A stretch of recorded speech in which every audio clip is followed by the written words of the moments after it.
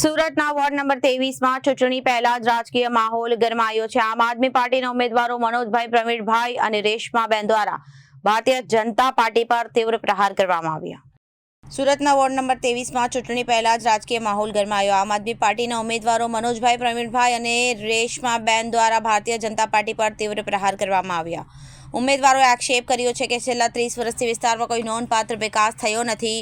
ખાસ કરીને બમરોલી અને ઉધના ઉત્તર વિસ્તારમાં ગંદા પાણીની ગંભીર સમસ્યા, ખરાબ રસ્તાઓ અને સમસ્યાઓ યથાવત છે। સ્થાનિકોમાં વધતી ગંદકીને કારણે જીવન જીવવું મુશ્કેલ બન્યું હોવાનું પણ તેમણે જણાવ્યું હતું।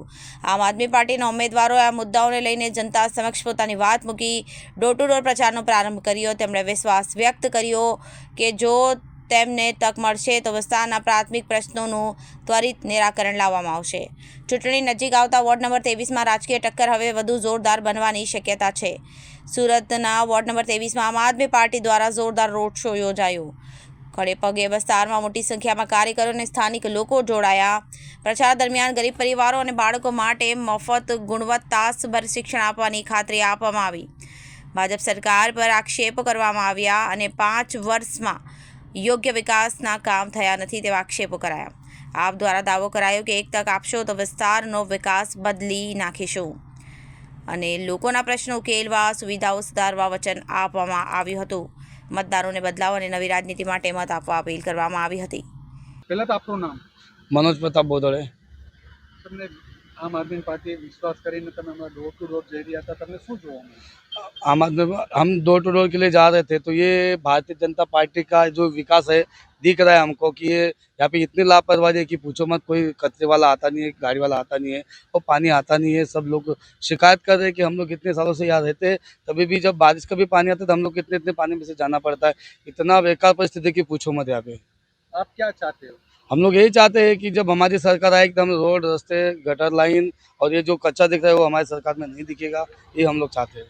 अभी आप जनता से बात की तो जनता क्या बात है, आपकी क्या सुन रही है? जनता यही सुन रही कि बीजेपी को हटाओ, आम आदमी को लाओ, यही जनता कह रही है। आप आम आदमी पार्टी पे आप पे ट्रस्ट किया है तो फिर आप कौन से ऐसे काम करने वाले हो? आम आदमी में जैसे में हम लोग हमारी सरकार आएगी तो पहले यही रहेगा कि हमारे छोटे बच्चों को स्कूल का इंतजाम होगा।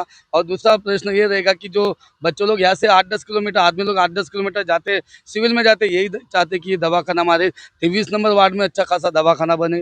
रोड, रास्ते और पानी का यही समस्या है। आपનું નામ?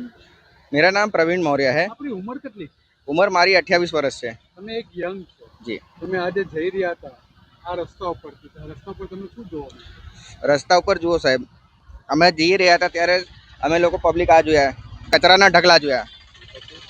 પછી હું ભાજપાનો વિકાસ આ છે 5 વર્ષનો વિકાસ। દારૂની બોટલો બી પડેલી છે તો ગુજરાતમાં તો દારૂબંધી છે, તારે ક્યાં છે? આ તો બધા બીજેપી વાળાઓના આશીર્વાદ છે। આપણે ત્યાં દારૂ તો મળતી નથી તો પણ મળે છે ખુલ્લેઆમ। તમે આજે ડોર ટુ ડોર પ્રચારમાં પબ્લિક વચ્ચે ગયા, તમને શું વાત કહી? આપણે લોકો આ કહે છે કે પહેલાં આ કચરાનું નિરાકરણ કરો, આપણે જે દુર્ગંધયુક્ત પાણી આવે છે એના પીવા લાયક કરાવો, રસ્તાઓ સ્વચ્છ। તમે જીતશો તો તમે શું કામ કરો?